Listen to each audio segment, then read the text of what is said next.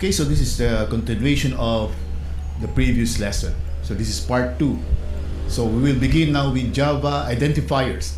So identifiers, identifiers are tokens that represent names of variables, methods, classes, and others. So examples of identifiers are hello, just like what we have used last time. It's the name of a class. Main, which is the name of the method. System is the name of a class again, and then out, which is again a name of a method. So Java identifiers are case sensitive. This means that the identifier hello with an uppercase H is not the same as hello with a lowercase h. So these are two different identifiers. So here are some rules in giving names to identifiers or giving identifiers. So identifiers must begin with either a letter, an underscore, or a $sign. Letters may be lower or uppercase, and subsequent characters may use numbers 0 to 9. So again, it begins with a letter, an underscore, or $sign, but it is recommended that you use letter instead. Identifiers cannot use Java keywords like class, public, void, etc. So we will discuss more about keywords later in this slide or this lesson. So guidelines in Java identifiers. So for names of classes, capitalize the first letter of the class name. For example, this is an example class name. So you notice the first letter, letter T, is in uppercase. And in our previous example, yung hello, H is actually in uppercase because it is the name of a class. For names of methods and variables, the first letter of the word should start with a small letter. For example, this is an example of a method name, so the first letter here is in lowercase. So if it is composed of multiple words, there are no spaces, but the next words should be in uppercase so that it will be more readable. So in case of multi-word, so actually I've mentioned this a while ago, in case of multi-word identifiers, use capital letters to indicate the start of the word except the first word, especially for a method. For example, char array, file numbers, you notice C here is in lowercase but array is in uppercase because that's another word. In file number, the same, F is in lowercase, N is in uppercase. Class name, so both are in uppercase because it is a name of a class. So again, for name of a class, you should start with uppercase. Avoid using underscores at the start of identifiers such as underscore read or underscore write, although that's allowed, but you should avoid this one. Java keywords. So keywords are predefined identifiers reserved by Java for a specific purpose. So you cannot use keywords as names of your variables, classes, or methods. So the next line here, or the next slide, contains the list of Java keywords. So here are example: abstract, boolean, break, byte, by value, double, else, extends, false, for, go to. So these are some of the Java keywords that you cannot use as name of classes, methods, variables, etc. So you cannot use this as your own identifier. Java literals. Literals are tokens that do not change or are constant. The different types of literals in Java are integer literals, floating point literals, boolean literals, character literals, and string literals. So what are these? This will be explained in the next slides. So Java literals, integer. So integers are literals. Integer literals rather come in different formats. So it can be decimal, hexadecimal, or octal. Say decimal, we're using base 10. For hexadecimal, we're using base 16, and for octal, we're using base 8. So special notations in using integer literals in our program. So for decimal, there will be no special notation. So for example, we just type the number 12, then that means it is a decimal number. For hexadecimal, we should proceed by 0x or 0 uppercase x. So lowercase or uppercase x would be. So for example, 0xc. So c is actually equivalent to 12, but this one is in hexadecimal. In octal, we should also proceed by 0 but with no x. So example 014 is actually equivalent to 12, but this is actually in base 8. So all of these are actually equivalent to 12 in decimal. Again, for hexadecimal, 0x. For octal, just start or proceed with 0. For floating point, so represents decimals with fractional parts. So these are numbers or decimals with fractional part like 3.1416. So we have the decimal part 1416. Can be expressed in standard or scientific notation. So if you're dealing with large numbers, maybe you can use scientific notation. So example 583.45, this is a standard format, while this one is 5.8345 time, this is E2, or that means times 10 raised to 2. So this is in scientific format. Actually, these are two equivalent values. So this one is at least as if it is multiplied by 10 raised to 2, or that's times 100. We usually use this one if you are dealing with large numbers, very large numbers. So Java literals, how about Boolean? So Boolean literals have only two values, true or false value. Then character. Character literals represent a single Unicode character. So it should only be a Unicode character. So Unicode character, a 16-bit character set that replaces the 8-bit ASCII character set. A Unicode allows the inclusion of symbols and special characters from other languages. So this time, so it should be a Unicode. So it can be 16-bit.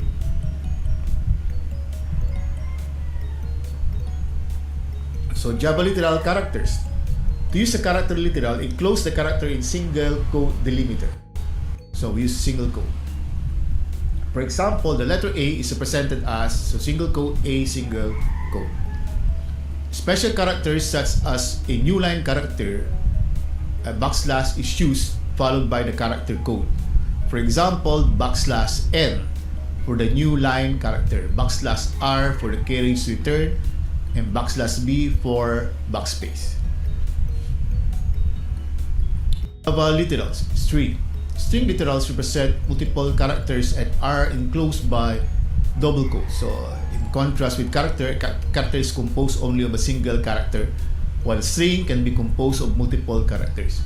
So for character, it is enclosed in single quote, while string is enclosed in double quotes.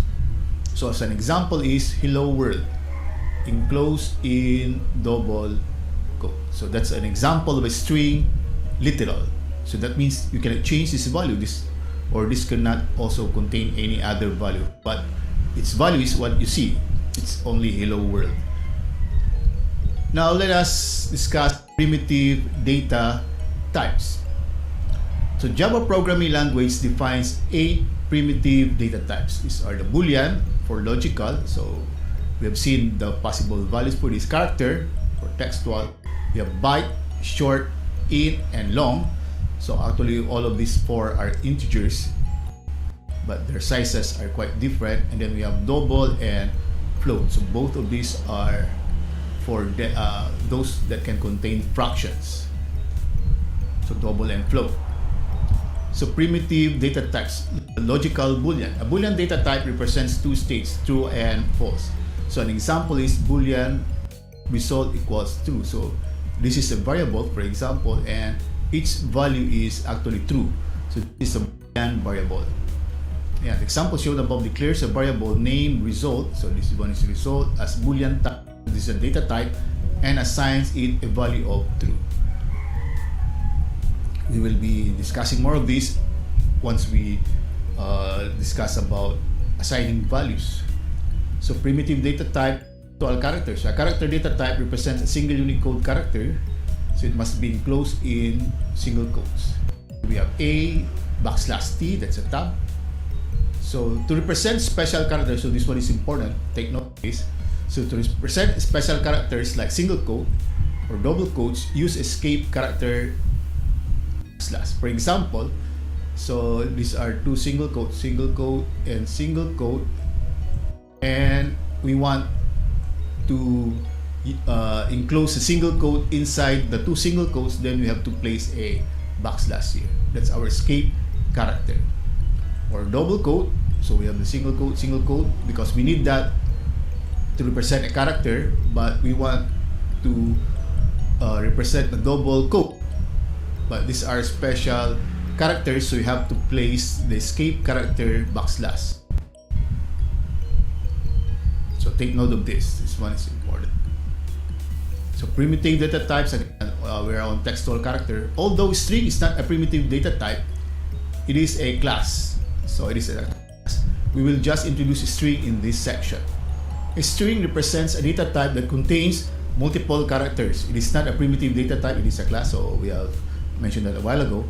It has its literal enclosed in double quotes. So for example, string message equals hello. So if you notice, related with the previous data types, this one is in uppercase. Why? Because it is actually a class. It is not really a primitive data type. So going back to this, you notice this one is in lowercase because it is actually a primitive data type. And also with character, we do have sample character now. So string here is actually a class, that's why it is in uppercase. Then we have the integral. So these are the integers, so byte, short, int, and long. Integral data types in Java uses three forms: decimal, octal, or hexadecimal. So again, 2 is decimal, 077 is in octal, 0xBACC is in hexadecimal. Integral types has int as default data type. So this is the default data type int. You can define its long value by appending the letter L or S. For example, 10L, that means it is an integer, but it is using this type, long.